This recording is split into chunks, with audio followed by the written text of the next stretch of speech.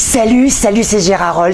Vive le sport, oui, vive le sport et surtout, vive le vélo. Vous le savez, c'est le départ du Tour de France, ici, sur les routes vendéennes, où tout le département s'est mobilisé. Oui, le département s'est mobilisé. Et même la région, puisqu'il se dit que l'ancien président du conseil régional et président du groupe LR au Sénat aurait même passé une petite enveloppe en dessous de la table pour avoir les faveurs du Tour, du départ du Tour dans son département. Alors, mobilisé, oui, mobilisé. Et avec cette année, une course encore plus ouverte que les autres années. Et oui, plus ouverte que les autres années, car il faut bien le dire, jusqu'alors, on se faisait chier car on connaissait le vainqueur avant le départ. Mais pour en parler, mesdames, messieurs, pour en parler, j'ai auprès de moi celui qui a longtemps été le chouchou des Français, qui a fait vibrer les foules, vainqueur de 7 étapes, 7 fois meilleur grimpeur, sans Viagra, en 12 participations, consultant sur Eurosport.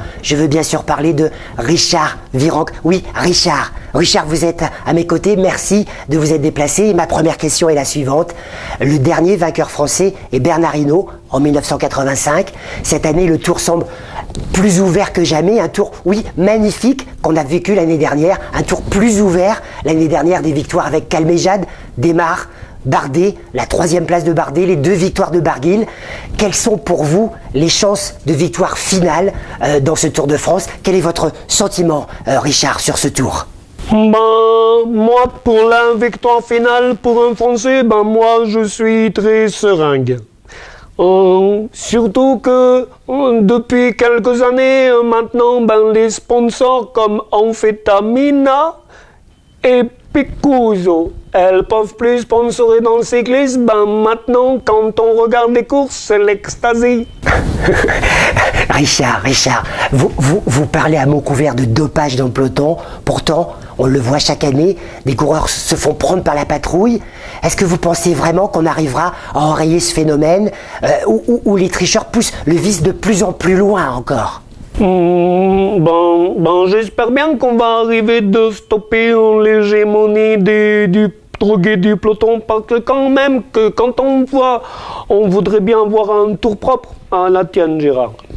Mais parce que c'est quand même pas normal de voir des coureurs qui filent à plus de 90 km à l'heure dans le col du Tourmalet, dans la montée, alors que maintenant on peut plus rouler qu'à 80. Vous dites ça aujourd'hui, Richard, mais vous-même, il y a 20 ans, en 98, sur le Tour, au lendemain de l'arrivée de l'étape de Brive, vous quittiez le Tour à cause du dopage, Richard. Non, c'est pas pareil. Moi, je m'ai jamais dopé. Je le dis, je m'ai jamais dopé. Ou alors, comme j'ai toujours dit, à l'insu de mon plein gré, parce que des coureurs comme Contador, ils ont été positifs simplement parce qu'ils ont mangé de la vache folle. Moi, après, j'arrêtais pas de manger du poulet, sans doute aux hormones. Et c'est pour ça qu'on a trouvé des traces dans mes urines. D'ailleurs, en parlant d'urine, quand les coureurs ont une envie pressante, ils font ça tout le long de la route, sans s'arrêter. Et je me souviens d'une anecdote dans le Tour 97, dans l'étape numéro 15.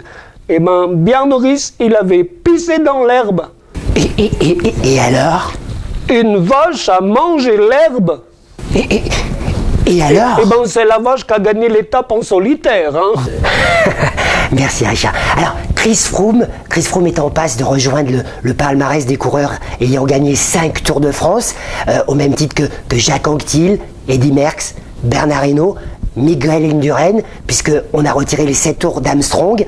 Quel est pour vous le plus grand des coureurs de ceux que je viens de vous citer? Vous savez, chacun a été le meilleur dans sa décennie et c'est difficile de choisir parce que le matériel a changé, les vélos sont différents et plus légers et puis surtout, les produits sont de plus en plus performants et indétectables parce que même s'il y avait des contrôles, c'était pas facile quand même. Mais celui qui m'a le plus impressionné et contre qui je me suis battu, c'est Armstrong. Ah bon? Oui, mais par contre, maintenant, je sais pourquoi Armstrong il a été obligé de se doper. Parce que gagner en même temps 7 fois le Tour de France, marcher sur la Lune et avoir le temps de souffler dans une trompette, si tu te dopes pas, tu n'y arrives pas. Merci Richard, merci. Ah, pardon, avant que vous ne partiez Richard, j'ai une dernière question, puisque vous le savez, le cyclisme se féminise et la Société du Tour envisage de créer une épreuve pour les femmes. Qu'en pensez-vous? Quel est votre sentiment? Quel est votre commentaire sur ce projet? Bon, ben, je serai peut-être au commentaire, enfin bon, mais moi, je trouve ça bien, parce que le vélo, c'est pour tout le monde. Mais quand je vois que Jeannie Longo, elle n'a jamais autant gagné de courses à partir de ses 45 ans, ben, je me dis que c'est peut-être parce qu'elle avait plus de problèmes de cycle. Merci Richard, merci beaucoup, merci. Autant de tact, toujours autant de tact. J'espère que vous serez nombreux sur les routes du Tour pour encourager les coureurs, nombreux devant votre poste de télévision pour suivre les exploits de nos coureurs français. Mais pour terminer, nous avons un document exclusif à vous faire découvrir. C'est une chanson entonnée sur le passage du peloton du Tour de France que vous entendrez sans doute sur la ligne de départ, sur la ligne d'arrivée. En attendant ce document, vive le sport, vive le Tour et vive le vélo. Si tu fais du vélo, n'oublie pas tes doses de PO pour pouvoir gagner un grand tour ou bien des courses d'un jour. Prends tes doses de PO. Si tu fais du vélo et que tu n'as plus de PO, cache un petit moteur électrique indétectable par les portiques. Lève les bras et fais le beau. Et tu verras que pour passer les grands cols, si tu prends de la salbutamol, facilement tu y arriveras.